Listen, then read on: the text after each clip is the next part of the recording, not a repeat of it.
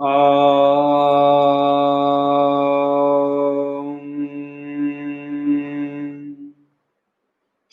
गुरु गणेशाभ्यां नमः। हरिः ॐ।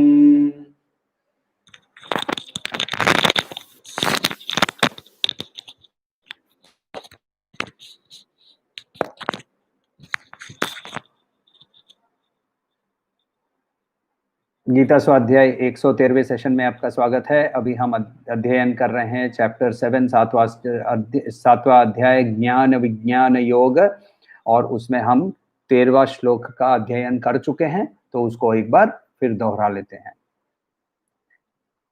त्रिभिर्गुणमयैर्भावैर् सर्वमिदं जगत् मोहितं नाभिजानाति मामेभ्यः परमव्ययम्।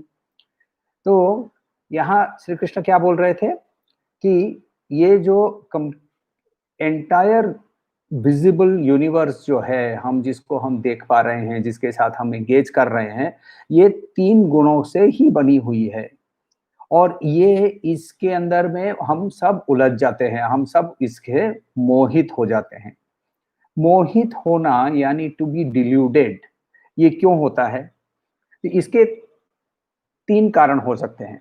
देखिए, यहाँ मोहित एक्चुअली सबको ही है, कुत्ता, पौधा सब मोहित हैं, मगर हम मनुष्य ही एकमात्र प्राणी है जो जान सकता है कि वो मोहित है। विवेक चूड़ामणि के अंदर में भगवान शंकराचार्य दूसरे श्लोक के अंदर में कहते हैं कि मनुष्य जन्म जो है वो दुर्लभ है फॉर 2 रीजंस। एक, it is a limited number, और दूसरा, सिर्फ और सिर्फ मनुष्य ही ये जान सकता है कि उसके अंदर में वो मोहित है। और ये मोहित है, वो जानने के लिए सत्व के अलावा उपाय नहीं है। जो तामसिक रूप में है, जो राजस या तामस के अंदर में है, उसको वो मोहित है, उसको पता भी नहीं होता है। दूसरा, हमें एक और ये सत्व के कारण हम लोगों को ये बंधन सा एक लगने लगता है, पता चलने लगता है कि बंधन है। इसको या तो जिज्ञासा, यानी एक लेवल पे जहां कौतूहल होता है, जिज्ञासा होती है कि मैं क्यों बंधा हुआ हूं। और तीसरा, हमारे एक्चुअल नेचर जो है, जो कि आनंद है, वो उसको हमने कभी ना कभी कहीं टच किया है, और इसीलिए हम हर समय आनंद के पीछे दौड़ रहे हैं, हर समय आनंद के पीछे दौड़ रहे हैं। आनंद और खुशी के अंदर में हम अभी भी कोई डिफरेंशिएट नहीं कर पाते हैं। यदि आपको कोई पूछे कि तुमको आनंदित कब होना है, तो क्या बोलेंगे? मैं एक बार घड़ी देखकर शुभ मुहूर्त देखता हूं। कोई नहीं बोलता है ना वैसा। आनंदित कब होना है? अब भी होना है, तुरंत होना है।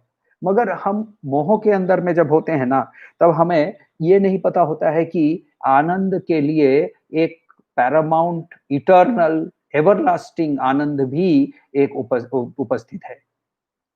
और ये एवरलास्टिंग आनंद के लिए जो जिसको पहचानने के लिए हम अपने आप को ही पहचानना है। और इसीलिए तत्त्वम असि, यदि हम त्वम जो है, जब गुरु का वाक्य है, तो ये पहले हम लोगों ने इसके बारे में वार्तालाप किया हुआ है कि पहला प्रश्न हमारा होता है को हम, हु एम आई। तो उसके बाद गुरु के पास जाने के बाद गुरु क्या वाक्य देता है? बोलता है तत् त्वम असि, तुम वही हो। और उस पर मेडिटेट करने पर जो शिष्य है वो बोलता है हाँ, आई एम दैट, सो हम। तो ये एक डायलॉग है। तो ये जो तत्वमसि, क्योंकि गीता एक उपनिषद है, एक टीचिंग है, तो वहां श्री कृष्ण गुरु के रूप से हमें ये बता रहे हैं तत्वमसि। तो तुम्हारे अपने आप को जब पहचानोगे, तो तुमको सत, चित और आनंद तीनों की पहचान हो जाएगी। और इसीलिए तत्व को पहचानने के लिए पहले त्वम को पहचानना बहुत जरूरी है। और इसीलिए श्री कृष्ण ने पहले 6 चैप्टर के अंदर में त्वम के बारे में बहुत डिटेल रूप से हम लोगों को बताया। तो अब हमें ये त्वम भी नहीं पता, हमें वो तत्व भी नहीं पता। हम लोग अभी इग्नोरेंस इज ब्लिस, इसमें हम इस इग्नोरेंस इज ब्लिस के अंदर में, इग्नोरेंस इज बेसिकली तमस। तो तमस और उसके अंदर में हम रमते रहते हैं यानी रजस। तो ये जो कीचड़ है ना, ये कीचड़ रजस और तमस से बना हुआ, और उसके अंदर में हम खूब खेल रहे हैं, हम खूब खेल रहे हैं। माया जो है वो ऐसी है कि जब भगवान स्वयं वराह मूर्ति के रूप में जब पृथ्वी पे आए और उन्होंने पृथ्वी की रक्षा की हिरण्यक्ष से, तो उन्होंने रक्षा करने के बाद फिर वो उधर ही दूसरे उन्होंने सुअरों की फैमिली बना ली, और उस फैमिली को वो छोड़कर वापस वैकुंठ जाने को भी तैयार नहीं थे। तो शंकर भगवान आते हैं, ये पौराणिक कहानी है, तो शंकर भगवान आते हैं और उनको अपना परिचय वापस उनको याद दिलाते हैं, और तब वो अपना सुअर का शरीर छोड़कर वापस वो वैकुंठ जाते हैं, क्योंकि वो कीचड़ के अंदर में, कीचड़ यानी रजस और तमस के अंदर में अपने आप को लेप कर बैठ जाते हैं। और याद रखिए कि श्री कृष्ण ने खुद कहा है कि तुम जो हो और मैं जो हूं, हम दोनों ही सेम हैं, हमारे में कोई अंतर नहीं है। और ये अंतर ना होने पर यदि विष्णु भगवान भी जब वराह मूर्ति के रूप में जब कीचड़ में अपने आप को लेप लेते हैं, यानी हम अपने आप को ही उस कीचड़ में लेप कर घूम रहे हैं। तो ये जो एक्चुअली हमारे अंदर जब पहली बार ना जब ये सवाल आता है कि मैं दुखी क्यों हूं, या फिर मुझे आनंद क्यों आया, ये सवाल का जवाब जब हम सवाल करने को तैयार होते हैं, तभी हमारे अंदर में प्रोग्रेस होती है। ये जो माया जो है वो एक एक एक मैथमेटिकल इक्वेशन लीजिए। हम लोगों ने सबने अलजेब्रा पढ़ी होगी, और अलजेब्रा में सबसे फेमस लेटर क्या है? X, right? टीचर हर समय क्या बोलता है? Solve for x. तो एक बड़ा सा लंबा सा इक्वेशन होता है और उसके अंदर में एक एक्स होता है, और एक्स जो है उसको जब हम सॉल्व करने के लिए जाते हैं, तो यदि मैं अभी की अवस्था में मैं जैसे हूं, फेल करूंगा तो भी कोई बात नहीं, I don't want to solve it. तो मैं तमस के अंदर में जो इनरोल होकर भीतर उसके अंदर में ट्रैप्ड होकर मैं कोई काम नहीं करता।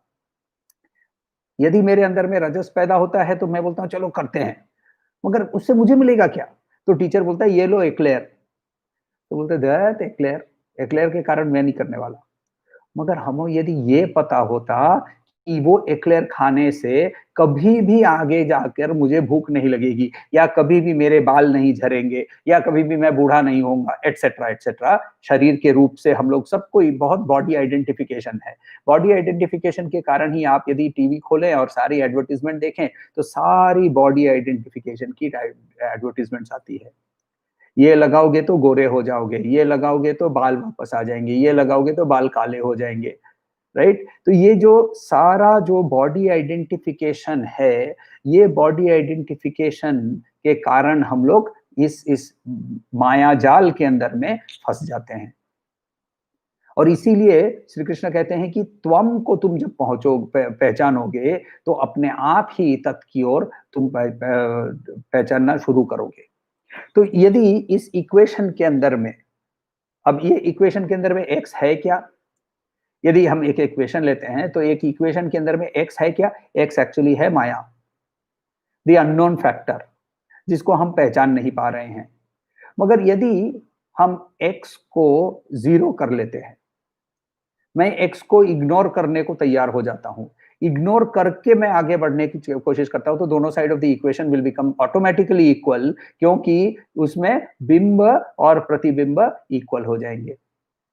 तो जब हम एक्चुअल प्राइस क्या है, ये जब समझेंगे ना, कि ये इक्वेशन जो है, इस दुनिया का जो मेरे जीवन का जो इक्वेशन है, इसको मैं क्यों सॉल्व करूंगा, इसको जब मुझे प्राइस पता चलेगी, इसकी एक्चुअल प्राइस क्या है? द ग्रेटेस्ट पॉसिबल हैप्पीनेस, परम आनंद। ये परम आनंद, ये मेरा सबसे बड़ा प्राइज है। ये जब मैं समझूंगा, इंटेलेक्चुअली एटलीस्ट समझने को तैयार होऊंगा, तभी मैं काम करने को तैयार होऊंगा, तभी मैं जाकर कुछ एफर्ट लगाने को तैयार होऊंगा। मगर हम लोगों को तो प्राइस समझ में आती है नहीं, तो हम लोग क्या करते हैं, बोलते हैं चलो ये टीचर बार-बार बोलता है सॉल्व फॉर एक्स, तो या तो हम बोलते हैं सॉल्व नहीं करेंगे तो क्या होगा, वही क्लास में रिपीट करते रहेंगे, वही क्लास में रिपीट करते रहेंगे, क्योंकि ये हम इस जगत में ना बार-बार ये आत्मन जो है, बार-बार शरीर क्यों लेता है? इसीलिए लेता है क्योंकि उसको पढ़ के आगे बढ़ना है।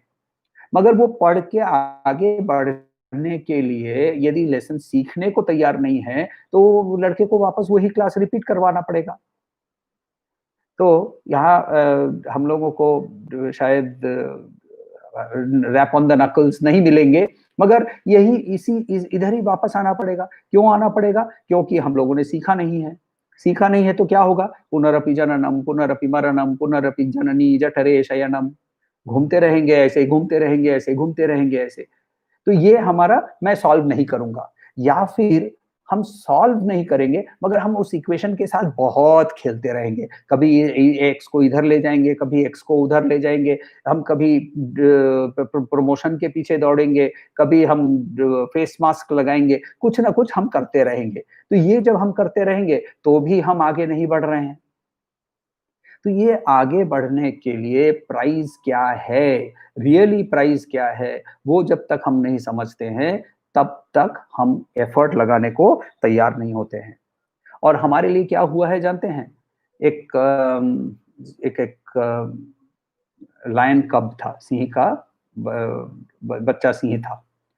वो एक्चुअली जब पैदा हुआ, तो उस समय एक फॉरेस्ट फायर था और फॉरेस्ट फायर को बचने के लिए जो सिंहनी थी, वो एक तालाब को क्रॉस करने की कोशिश कर रही थी और वहीं वहाँ वो तालाब के अंदर में वो मर गई।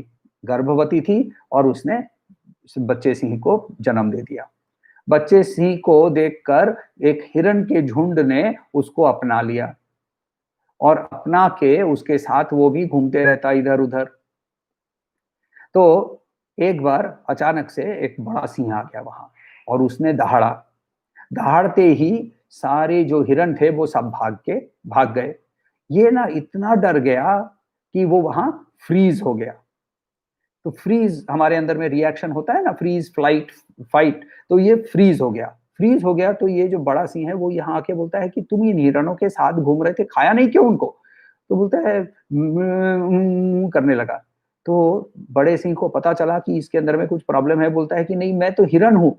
तो उसका कान उसके कान पकड़े और उसको तालाब के पास लेकर गया और उसको रिफ्लेक्शन दिखाया और देख मेरा मुँह और देख तेरा मुँह।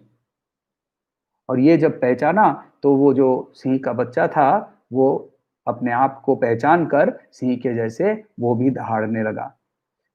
गुरु का काम यही है सिर्फ, हमें रिफ्लेक्शन दिखाना कि बिंब और प्रतिबिंब के अंदर में अंतर ये है कि तुम प्रतिबिंब समझ रहे हो अपने आप को, मगर तुम रियलिटी में बिंब हो। मगर ये देखने के लिए हमारी आँख खुली होनी चाहिए ना।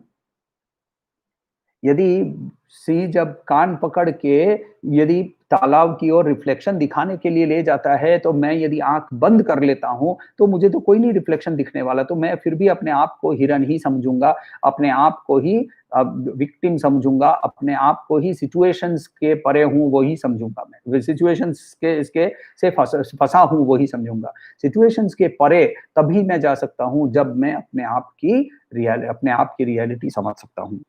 हम क्योंकि हमारे अंदर में जो अभी आनंद है ना, वो एकदम कंडीशनल है।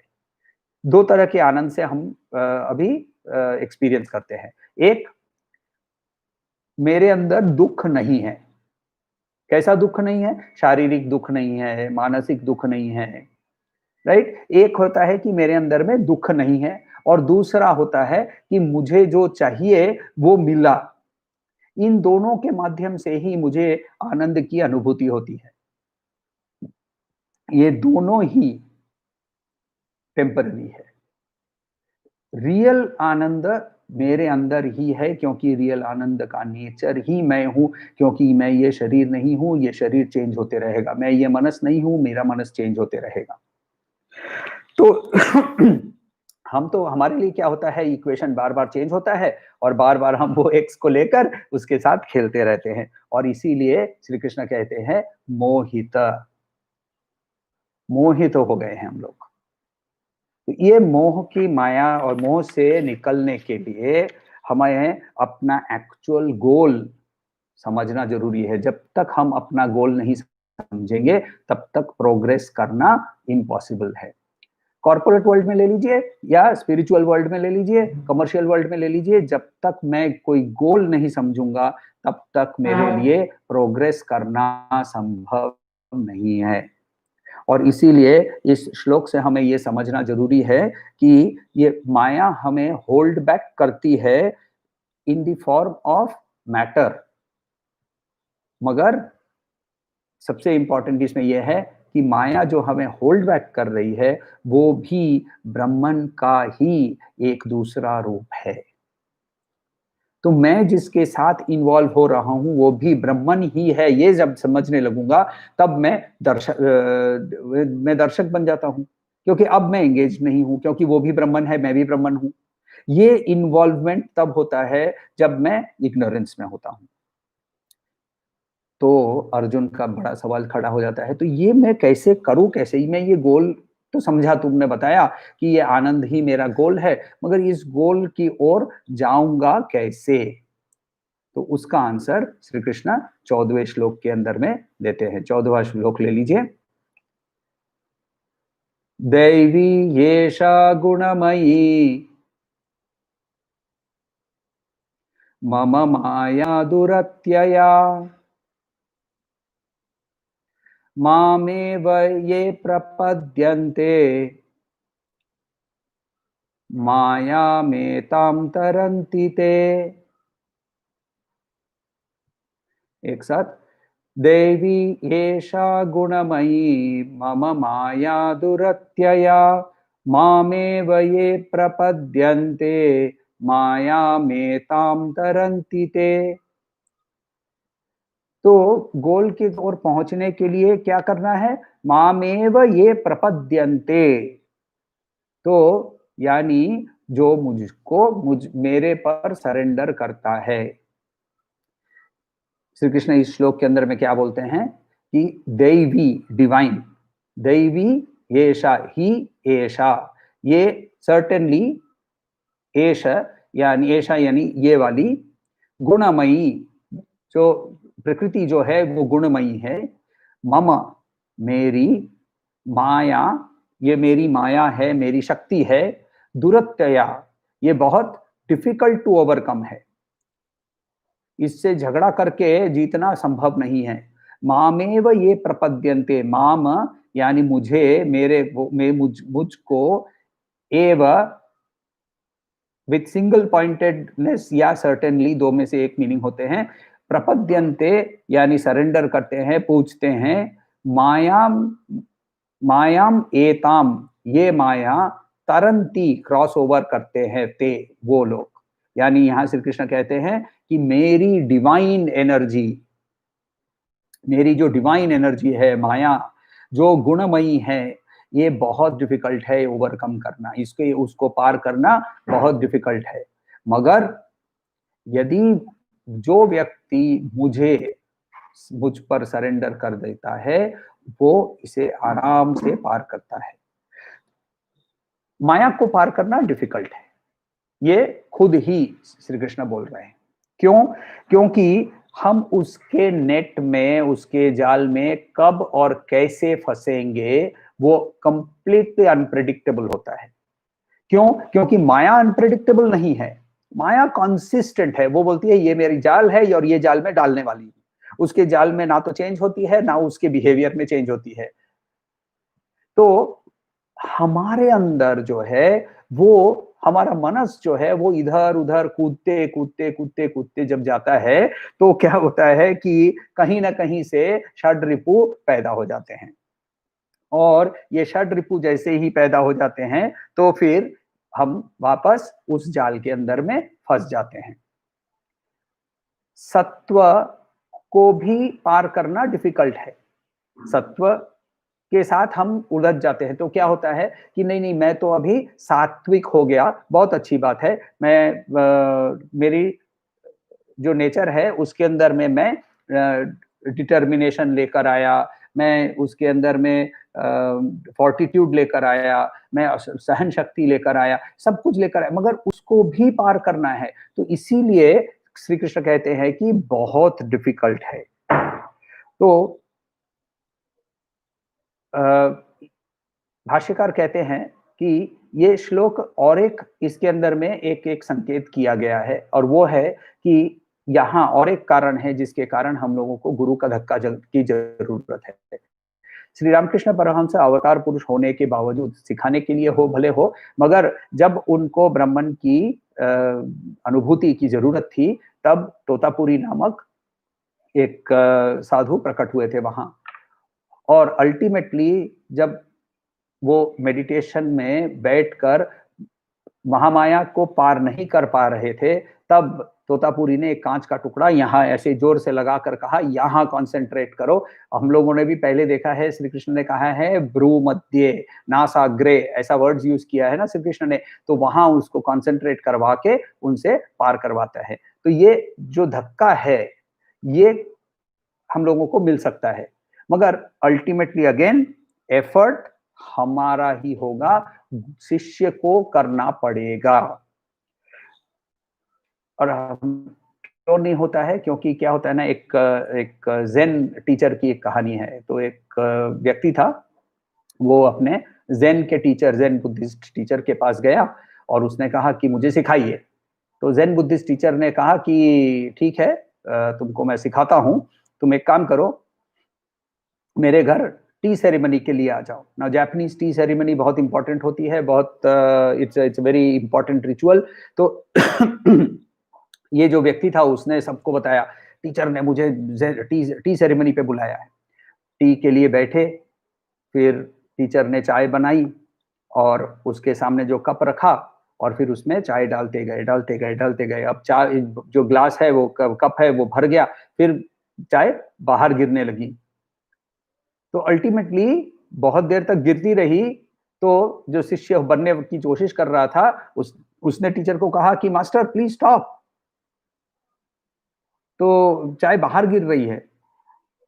तो ज़ेन टीचर ने मुस्कुराकर कहा कि तुम्हारे घड़े के अंदर में भी ऐसा ही होगा, मैं भरूंगा क्या? खाली नहीं होगा तो कुछ नहीं भरा जा सकता है। हम किस चीज भर के रखते हैं? हम हमारे अहंकार से भर के रखते हैं। हमारे अंदर में इंटेलेक्चुअल अंडरस्टैंडिंग हो जाती है, और उस इंटेलेक्चुअल अंडरस्टैंडिंग से भी हम उसको, जो कि सात्विक हो सकती है, मगर उसको लेकर पकड़ के बैठ जाते हैं, और इसीलिए हमारे अंदर में रियलाइजेशन वाला जो फाइनल स्टेप है वो नहीं होता है। श्री कृष्ण यहाँ एक चीज बहुत इंपॉर्टेंट क्लेम करते हैं। वो बोल रहे हैं कि ये जो शक्ति है, ये जो जिसको जो माया है, वो दैवी है। दैवी ही ऐसा गुणमयी। वो भी दैवी क्यों है? क्योंकि वो ब्राह्मण ही है। It is not different from ब्राह्मण, इट इज ब्राह्मण at a different level of vibration. उस वाइब्रेशन जहां की वो वाइब्रेशन हमें भी उस लोअर लेवल ऑफ वाइब्रेशन में रखता है। तो यहाँ ये जो हमारे अंदर में जब षड रिपु पॉपअप होते हैं, वो माया के कारण नहीं हो रहे हैं, वो मेरे मनस के कारण हो रहे हैं। क्योंकि मैं मेरे ही अंदर से ये सारा पैदा करता हूं। मुझे ना उसको देखकर बहुत गुस्सा आता है, उसके कारण मुझे गुस्सा आता है। उसके कारण गुस्सा नहीं आता है, गुस्सा मेरे अंदर है इसीलिए आता है। उसको देखकर मुझे गुस्सा नहीं आता है, उसको देखकर मुझे ईर्ष्या नहीं होती है, ईर्ष्या मेरे अंदर है इसीलिए मुझे ईर्ष्या आती है। देखिए, जो चीज नहीं है उसको हम एक्चुअल रियलिटी जब मानने लगते हैं, तब हमारे अंदर में ये प्रॉब्लम होता है। तब फिर ये ऐसी चीजों की बिहेवियर होती है।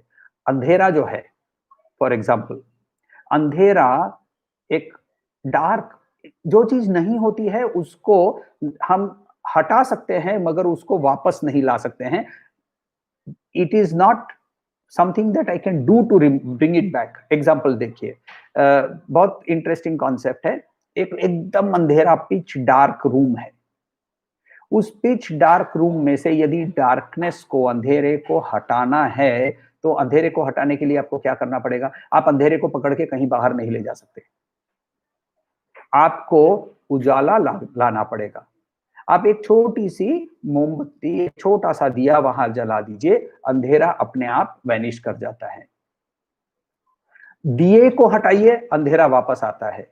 अंधेरे की खुद की कोई एग्जिस्टेंस नहीं है। अंधेरा is nothing but absence of light.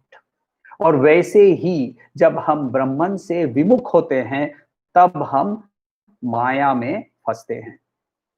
ब्रह्मन से विमुख होना मतलब माया। सूर्य की ओर मुंह करने से छाया नहीं दिखती है, और वैसे ही जो ब्रह्म, मगर छाया सूर्य के बिना पॉसिबल। तो सूर्य और छाया दोनों ही परमानेंटली एग्जिस्टिंग, को एग्जिस्टिंग है, मगर छाया जो है वो अनरियल है।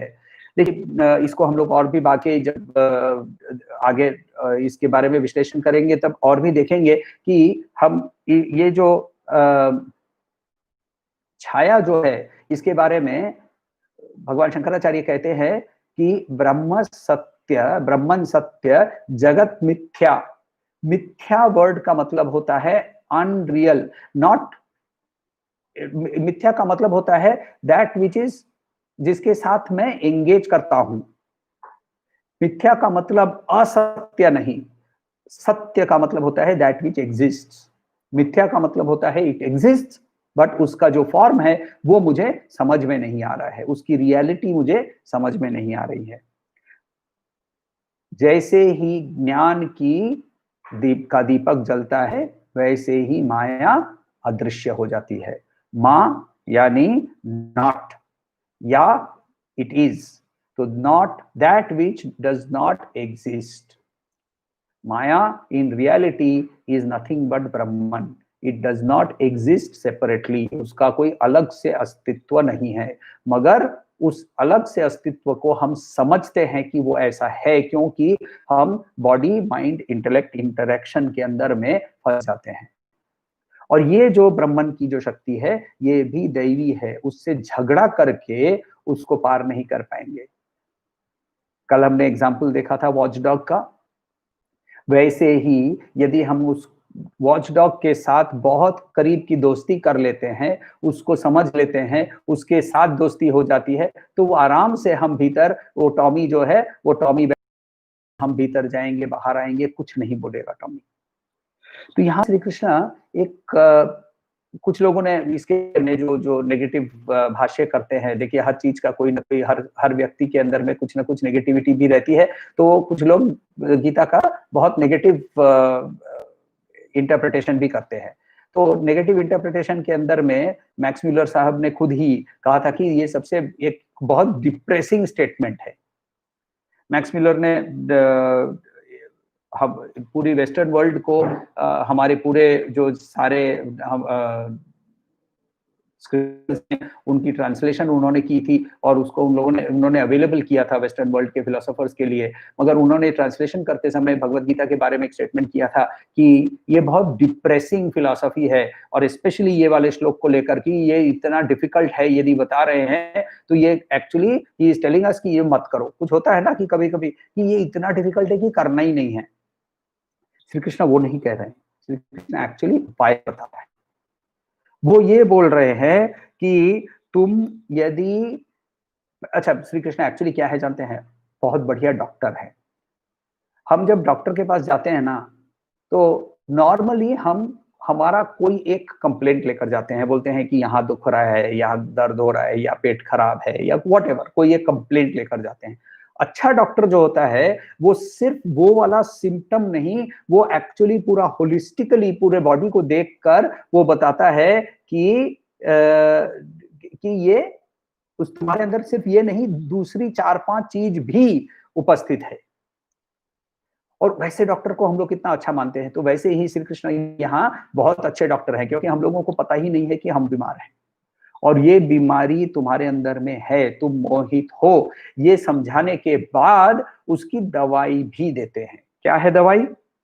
वो बोलते हैं कि तुम यदि मुझ पर सरेंडर करते हो, तुम यदि मेरे पर भरोसा करते हो, तुम यदि मुझ पर अब कंप्लीट आश्रय ले लेते हो, तो फिर इसे पार करना कोई प्रॉब्लम नहीं है। तरंती उन्होंने वर्ड यूज किया, तरंती यानी क्रॉस ओवर, तैरने के लिए। हमारा ना एक्चुअल हैबिचुअल एंगेजमेंट हमारे इंद्रियों के द्वारा है, और उसको हम लोगों को बहुत मजा आता है। फॉर दैट मैटर, मैं कुछ लोगों को जानता हूं जो बोलते हैं मुझे गुस्सा, एक्चुअली ऑफिस में ना मुझे गुस्सा दिखाना पड़ता है, और उसको गुस्सा आता ही है, मगर ही एंजॉयज दैट फीलिंग, क्योंकि जब उसे गुस्सा आता है तो उसके आजू बाजू के लोग जो हैं वो उससे डर जाते हैं, और डरते हैं तो उसको एक फीलिंग ऑफ पावर आता है, और फिर लोग काम करते हैं, और वो बोलता भी है, ऐसा व्यक्ति ये बोलता भी है कि ये तुम मुझे, मैं यदि गुस्सा नहीं करूंगा, मैं यदि गुस्सा नहीं दिखाऊंगा, तो फिर लोग काम नहीं करेंगे। रियलिटी क्या है कि ना तो गुस्से से काम हो रहा है, ना, और वो गुस्सा तो तुमको ही उसको ही हानि कर रहा है, और वो उसको समझ में नहीं आ रहा है। तो हम जो ट्रैप्ड हैं, हमारे कैदी हो गए हैं हमारे इंद्रियों से और हमारे षड रिपुओं से, ये इसको ओवरकम करने के लिए वो ये नहीं बोल रहे हैं कि ये इम्पॉसिबल है, वो ये बोल रहे हैं कि इसके लिए एक तुम्हें मैं चॉइस देता हूं। चॉइस तुम्हारा है हे अर्जुन, तुम फ्री होना चाहते हो या ट्रैप्ड रहना चाहते हो। ट्रैप्ड रहना चाहते हो, वेरी गुड, कोई प्रॉब्लम नहीं है, वापस आ जाना। और जब तक तुम्हारे अंदर में फ्रीडम आने की अंदर से इच्छा नहीं होगी, तब तक तुम आते रहना। मगर तुम्हें यदि वापस नहीं आना है, तुम्हें यदि पास कर जाना है स्कूल से, और तुमको यदि ग्रेजुएशन सर्टिफिकेट चाहिए, तो तुमको मैं दवाई देता हूं। तो अर्जुन ऑब्वियसली यही पूछेगा ना कि अच्छा नहीं बाबा, मैं तो पास कर जाना चाहता हूँ, बताइए दवाई क्या है। तो बोलते हैं बहुत बहुत सिंपल है, जो मुझको पूछता है, माम एव ये प्रपद्यन्ते। तो यानी माम एव ये प्रपद्यन्ते, यहाँ श्री कृष्ण कोई इगोइस्टिक स्टेटमेंट नहीं कहते हैं कि मुझे ओम कृष्णाय नमः, अच्युताय नमः, गोविंदाय नमः, पुरुषोत्तमाय नमः, मुझे ये इसके बारे में नहीं बता रहे हो। देखिए ऐसा होता है ना यदि, तो फिर भगवान भी ट्रांजैक्शनल है। तुम मुझे फूल दो और मैं तुमको धन दूंगा, तुम मुझे फूल दो मैं तुमको सुख दूंगा। ये ट्रांजैक्शनल रियलिटी, भगवान कोई सौदागर नहीं है। तो यदि ट्रांजैक्शनल, यदि भगवान यदि ट्रांजैक्शनल है, वो भगवान नहीं है। तो ये तो फिर रियलिटी क्या है? श्री कृष्ण यहाँ मामेव प्रपद्यन्ते जब बोल रहे हैं, तो वो बोल क्या रहे हैं इन रियलिटी? सेकेंड पार्ट के अंदर में वो बहुत इंपॉर्टेंट एक वर्ड यूज करते हैं, तरंती, क्रॉस ओवर। यहां इदम और अहम दो वर्ड्स यूज किया है उन्होंने, राइट? उन्होंने दोनों वर्ड्स यूज किया है। तो यहां अहम का मतलब होता है कि, इदम का मतलब होता है ये, और अहम का मतलब होता है मी। तो यहां जब अहम बोलता हूं, तो मैं इदम ही एक्चुअली बोल रहा हूं, दिस। इदम यानी दिस, अहम यानी आई। इदम का मतलब दिस, दिस का मतलब ये पूरी दुनिया। दिस जब मैं बोलता हूं, दिस पीपल जब बोलता हूं, तो वैसे ही आप भी जब दिस पीपल बोलते हैं तो आप मुझे इंक्लूड कर रहे हैं। तो जब हम इस दिस के, इदम के साथ जुड़े हुए हैं, हम बॉडी या माइंड के साथ जुड़े हुए हैं। तो जब हम बोलते हैं कि, हम लोगों ने पहले भी देखा कि यदि आपको पूछा जाए कि आप कौन हैं, तो आप क्या बोलते हैं? मैं I am the son of, I am the father of, I am the husband of, I reside at। तो हमारी पूरी आइडेंटिफिकेशन सिचुएशनल है,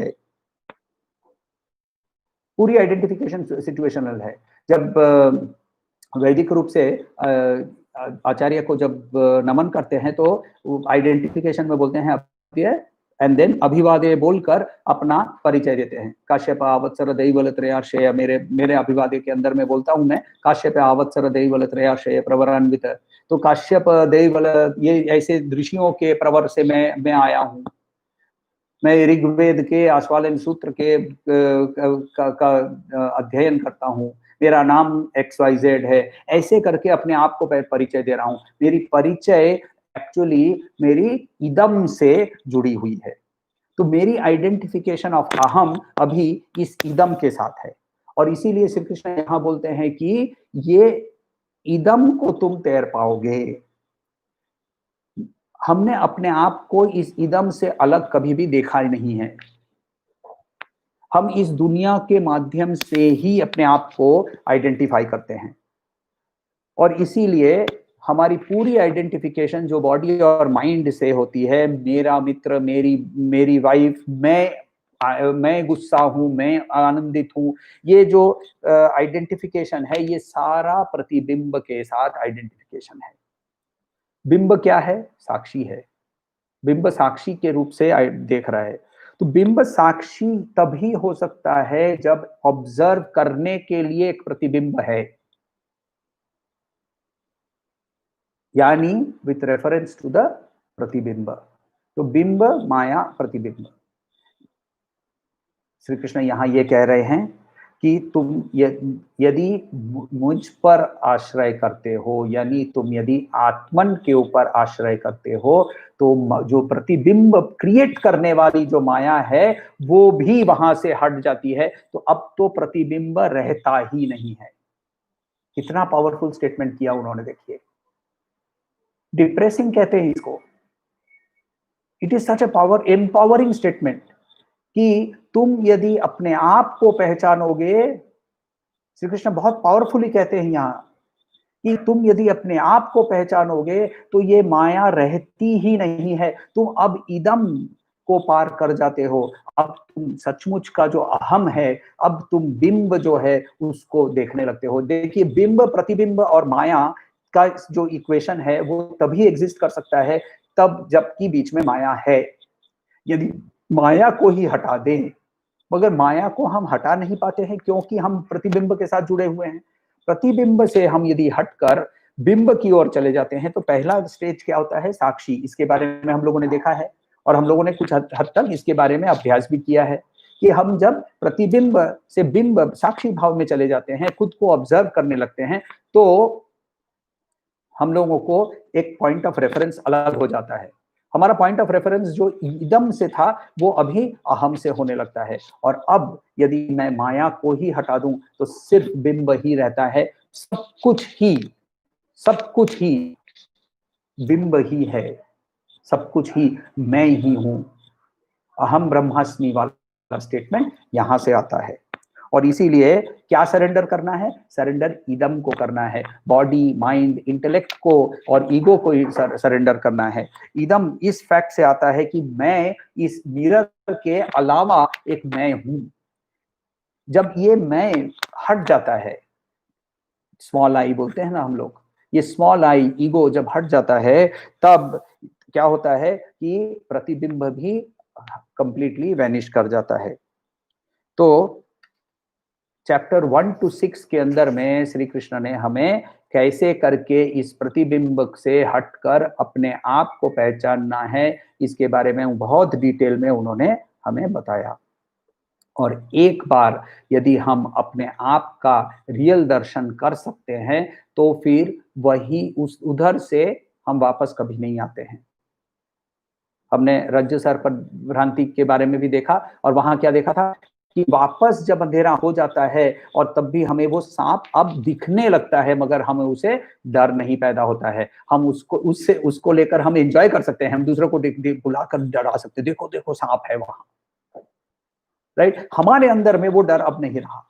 वैसे ही एक बार जब हमारे अंदर में त्वम की पहचान हो जाती है, इसके बारे में बृहदारण्यक के उपनिषद के अंदर में बहुत सुंदर से बताते हैं। वामदेव ऋषि के बारे में बताते हैं कि उन्होंने अपने को पहचाना, और पहचान के बोल रहे हैं कि मैं ब्रह्मन हूं।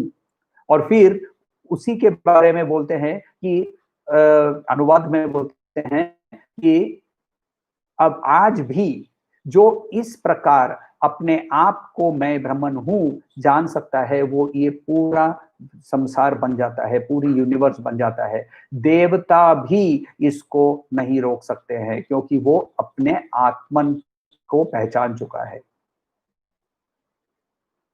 सो ये जब हम इस लेवल पे सरेंडर होता है, अपने अहंकार का सरेंडर होता है, तब हम अपने आप ही पार कर जाते हैं, और पार करने पर सर्वम खलविदम ब्रह्मा, ये स्टेटमेंट को हमारे लिए रियलिटी हो जाती है।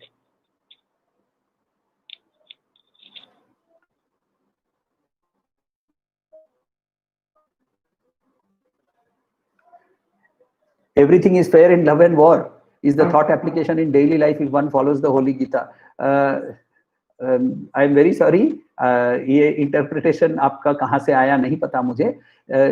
भगवत गीता के अंदर में बहुत क्लियरली धर्म को फॉलो करने के लिए बोला गया है।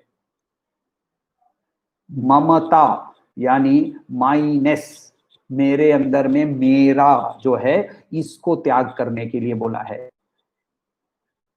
युद्ध के क्षेत्र में श्री कृष्ण अर्जुन को युद्ध करने को नहीं सिखा रहे हैं, उसको धनुष चलाने को नहीं सिखा रहे हैं, उसको फिर भी युद्ध करना है। उसको गीता के पहले का जो एटीट्यूड है और गीता के बाद का जो एटीट्यूड है, इसके अंदर में फर्क आने की बात कर रहे हैं।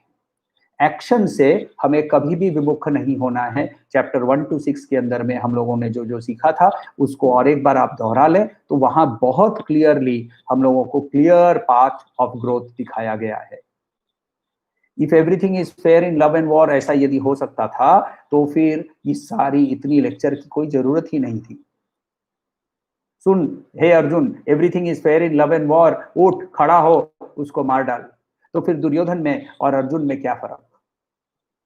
और इसीलिए श्री कृष्ण बहुत 700 श्लोकों की डायलॉग है, जिसके अंदर में 4 लोगों ने बात की है। संजय ने बात की है थोड़ी देर के लिए, धृतराष्ट्र ने 1 श्लोक किया है, अर्जुन है और श्री कृष्ण है। और ये चारों लोगों के डायलॉग के अंदर में हमें यही एक ही डायरेक्शन मिलता है कि when we work in our day to day life, तब we have to work with that consciousness कि ये जो भी हम कर रहे हैं, ये हमारे खुद के प्रोग्रेस के लिए है, और वो प्रोग्रेस दूसरों को छोटा करके नहीं, अपने आप को बड़ा करके होता है। चैप्टर 7 के अंदर में हम लोगों ने, चैप्टर 6 के अंदर में हम लोगों ने ये भी देखा, जिसके अंदर में दूसरों के दर्द की अनुभूति होती है, जिसके अंदर में दूसरों की आनंद की अनुभूति होती है, वो अनुभूति जिसको होती है, उसी को परम योगी कहते हैं। तो इसीलिए everything is not fair in love and war. आपको यदि हम लोग व्यावहारिक सत्ता के हिसाब से भी देखें तो भी हमारे लिए कंप्लीटली बहुत beautiful way of life Shri Krishna ने बताया हुआ है।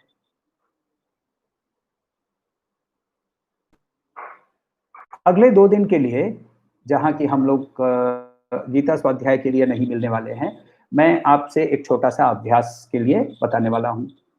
हम नॉर्मल जो अभ्यास कर रहे हैं, बैठ रहे हैं, मेडिटेशन करने की कोशिश कर रहे हैं, ये जो कर रहे हैं वो तो करेंगे ही, साथ में ड्यूरिंग द डे 5, 7, 10 मिनट जितना भी हो सके, अपने आप को काम करते समय अपने आप को ऑब्जर्व करने की कोशिश कीजिए कि ये देखो, ये मेरा हाथ कुछ काम कर रहा है, ये देखो मेरे हाथ कुछ, ये मेरे हाथ खाने में मिर्ची डाल रहे हैं, या फिर मैं अभी लिख रहा हूँ, देखो मेरे हाथ चल रहे हैं। सो गुरुदेव के बारे में ये बताते हैं कि he used to say this कि I enjoy seeing my pen writing so many things on my paper. यानी I am different from the writing, the pen and my hand. तो इस लेवल की observation it is not possible for us. हम लोग उस level पे नहीं है जहां गुरुदेव थे, मगर हम इसको प्रैक्टिस करने के लिए 5-5 मिनट के लिए यदि हम कभी भी अपने आप को कॉन्शियसली अपने आप की को ऑब्जर्व करना शुरू करें, तो वी विल प्रोग्रेस फास्टर।